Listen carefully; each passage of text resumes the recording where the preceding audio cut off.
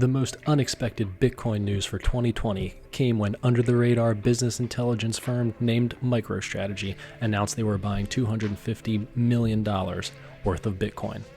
Bitcoiners across the globe rejoiced as a publicly traded company announced they were going to hold Bitcoin on their balance sheet.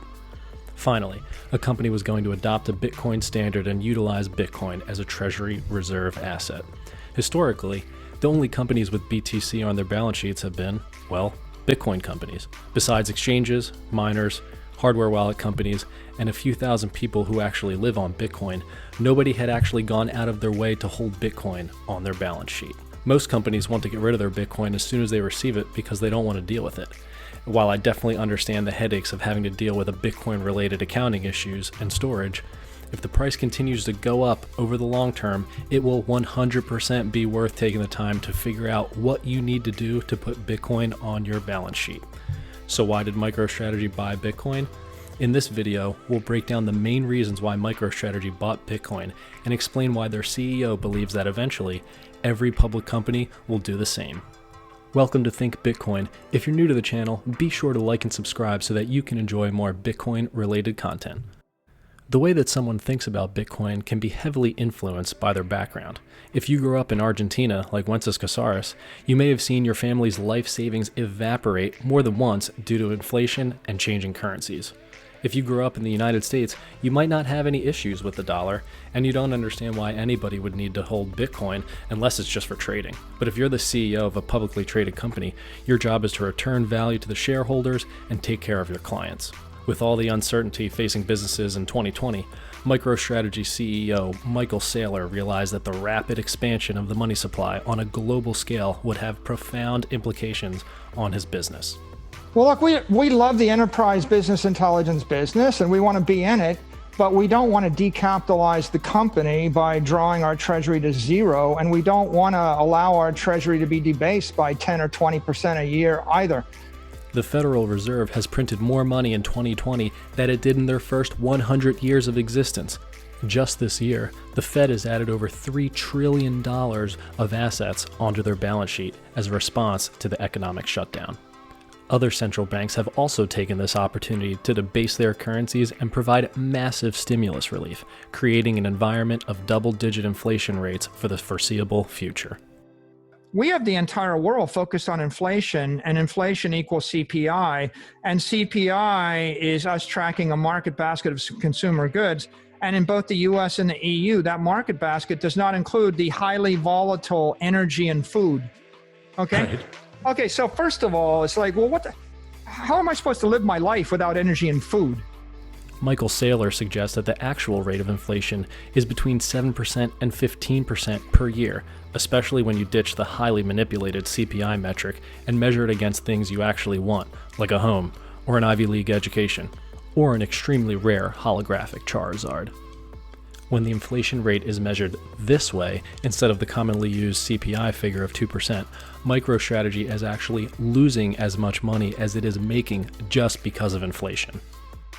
Well, first of all, we do have a software company generating cash, but if we simply swept the cash into fiat currency and allowed it to debase at 15% a year, we'd be losing as much on the balance sheet as we generated from the P&L. So that didn't make sense. Gold is the original safe haven asset and traditionally thought of as a great store of value and a hedge against inflation.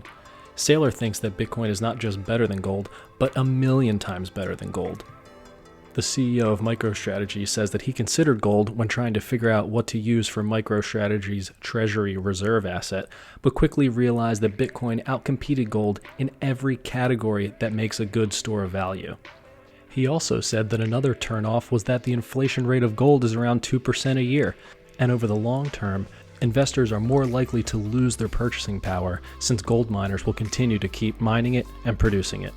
Gold is old, and recent reports and polls have shown that younger investors are much more interested in Bitcoin. MicroStrategy realized that they had a store of value problem caused by the excessive money printing from central banks across the globe. How are they going to preserve the income that they were generating each year without letting it get inflated away into asset prices? They needed to come up with a new treasury reserve asset that was capable of storing wealth through time. As Michael Saylor continued his journey down the rabbit hole, he came to the conclusion that Bitcoin is the ultimate treasury reserve asset when compared to gold or real estate because it was engineered specifically to be a store of value. So what isn't so well understood is the BTC. Bitcoin is the best safe haven treasury reserve asset in the world right now. And it's engineered to be superior to gold in all aspects. A lot of people understand the asset story of Bitcoin. It's up 100% annually each year for the past decade, more or less. What they don't understand is that Bitcoin's it's a monetary network. And as a monetary network, it's capable of storing and channeling energy over time without power loss. So we got really excited about this idea, and we saw it as a solution for the store of value problem, not just for the $300 trillion of capital in the world, but for the 7.5 billion people on the planet. And so that's pretty compelling.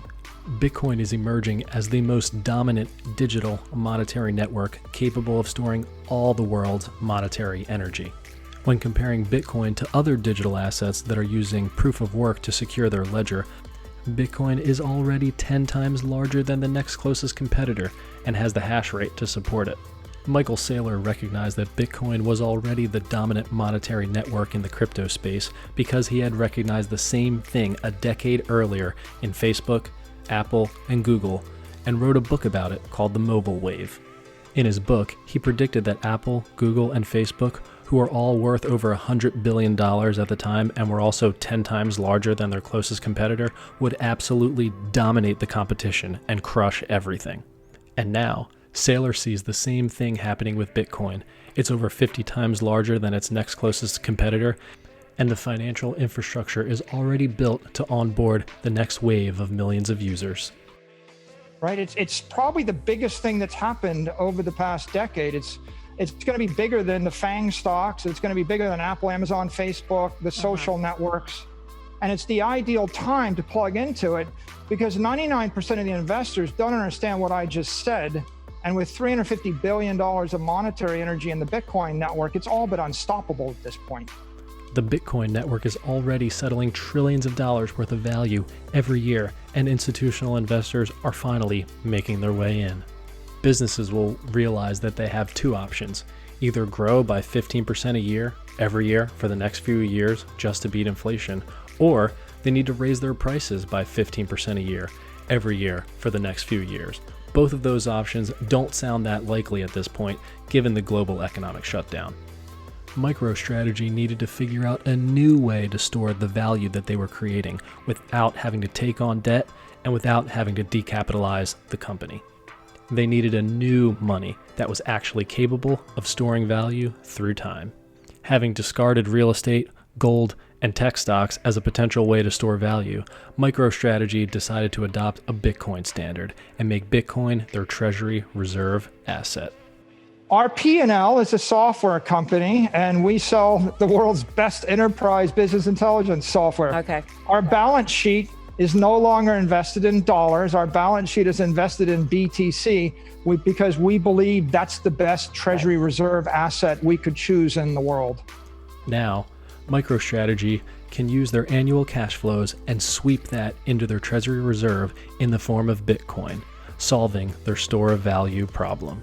Thank you for watching Think Bitcoin. If you've enjoyed this content, be sure to like and subscribe. Keep hodling, and I'll see you next time.